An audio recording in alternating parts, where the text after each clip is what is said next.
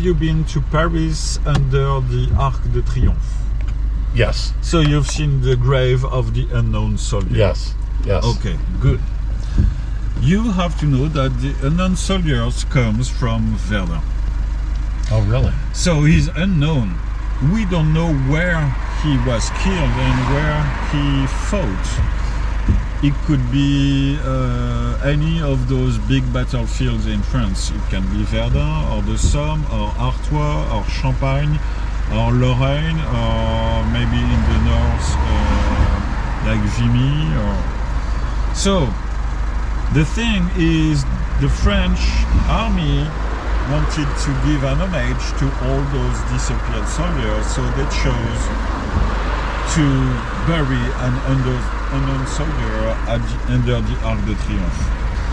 And to choose that unknown soldier, they had gathered 8 coffins, each coffin from a significant battlefield in France, and they had gathered those 8 coffins in the citadel that we just drove by.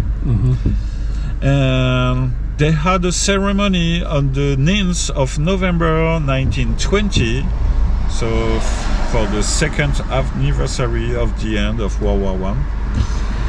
And they had gathered, officials, and they had asked a young soldier, age 18, so he did not take part in the battle or in the fightings in World War I. But so they named that young guy, and they told him, you will have the duty of choosing one of those coffins, and the coffin you will choose will be taken by train to Paris. And he was from the 132nd Regiment.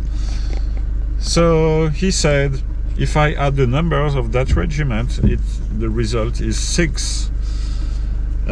So I will choose coffin number 6. And he walked among the coffins, and the one he decided was number 6. He pointed, and that coffin was taken to Paris. So we don't know who is in that coffin. But, so, the unknown soldier comes from Verdun, and the 7 remaining coffins, what do you do with them? They have been buried right here.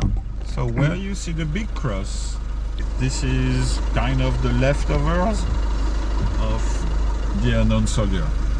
So this place is the mirror of Paris and the unknown soldier at the Arc de Triomphe. Wow. And so you can admire this cemetery. It's in the top 5. So just that. You have 40 military cemeteries. 40, yeah. Wow. And this one is one of the 5 biggest, just in the Meuse.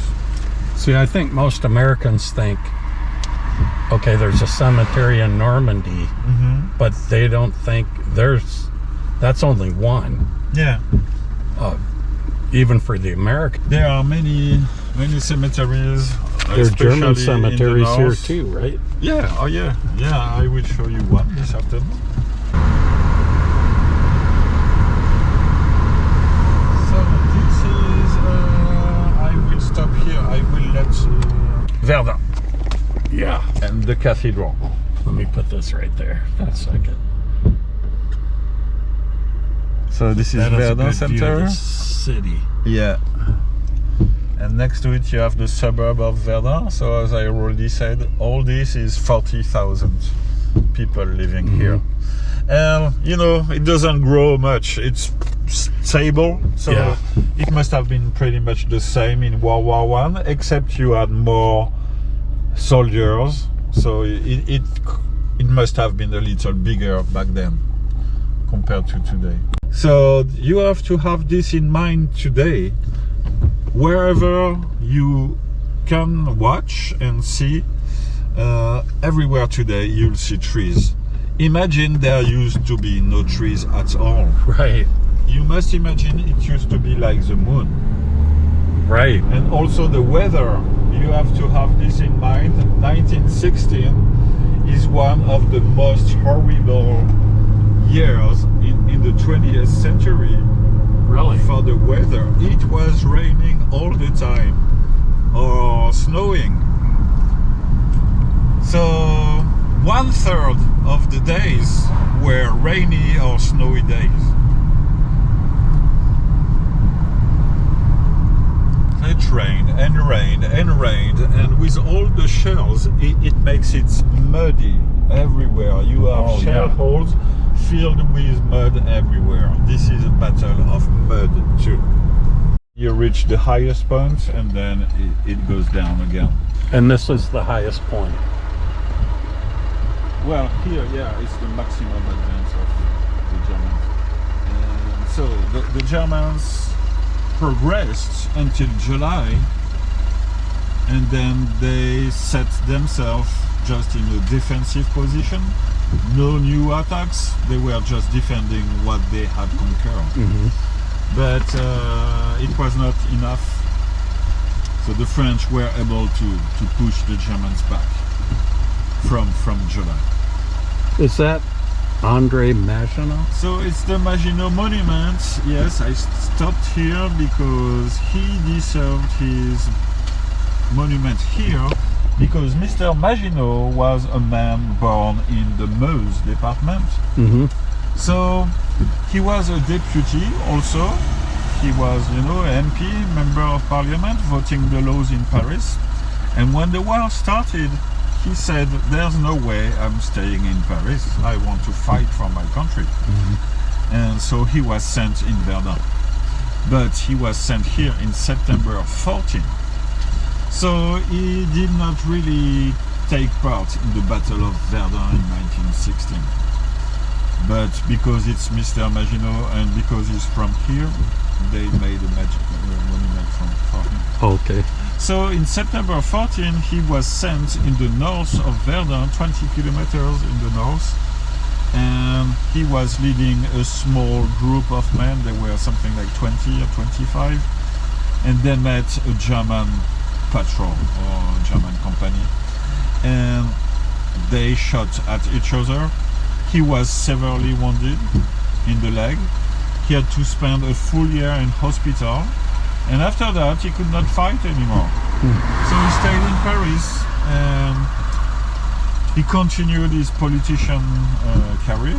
He became a minister of pensions after the war, and then again minister of war in the late 20s. And as a minister of war, he's the one who said, I prefer a wall of concrete rather than a wall of chest. So he initiated the commissions that would build the Maginot Line. Unfortunately, he died in 1932, and he started building the Maginot Line in 1935. Okay, I did not know that. So he never saw the result of what he initiated. And last thing I have to say about Mr. Maginot is that you may think this is a weird statue, because the guy in the middle looks like almost too big. So when I first saw this, I said, wow, he did not succeed in making that statue. There's a problem with the proportions. And then I read that Mr. Maginot was 7 feet tall. 7? He was a giant. Wow. A force of nature. And apparently he was a very energetic man, very happy to live. So everybody loved that guy, apparently. Wow, that's interesting. This is the right. So while I'm here, I just mentioned this one deputy. There are 2 more deputies on Verdun battlefield. There is one called André Maginot. I have nothing to say about him, he's not famous. But the second one is important. His name was Colonel Drian. And Drian was 60 years old in 1914. He should have gone retired, but he had spent all his life in the French army. So he said, I'm going to fight for my country. There's no way I'm going to retire now when my country is attacked by the Germans. So I want to fight. A little like Mr. Maginot. And he was a deputy from the city of Nancy. And he was sent in the north of Verdun at the end of 1915. So just before the start of the Battle of Verdun, and the Germans prepared for that battle. They have been building railways, barracks in the woods in the north of Verdun. Remember I told you there were 2 railways supplying Verdun? Yes. On the German side, they had built 14 railways to prepare the attack on Verdun. Wow. So there were a lot of movement, troops and trains and all that. So the French knew, they witnessed that. Especially Mr. Drian, because he was up there, very close to the German positions. So he wrote letters to Paris to warn in Paris that there was something going on in Verdun. Maybe they should prepare for a big German attack. Yeah. No one listened to him. Although he was both a politician and a military, he never got a reply to his letters. Really? And I find it pretty sad because Mr. Drian, he was at the head of, in French it's called les chasseurs, the hunters or the jaggers. Okay. And he was at the head of something like 2,400 men. So very close to the German position. And on the 21st February, when the Germans attacked and bombed everything in front of them, they killed most of those hunters. So instead of 2,400, they were just 400 at the end of the first day. Oh, wow. And then the Germans bombed again on the 22nd of February. And at the end of the first day, there were 150 left. That's it. That's all.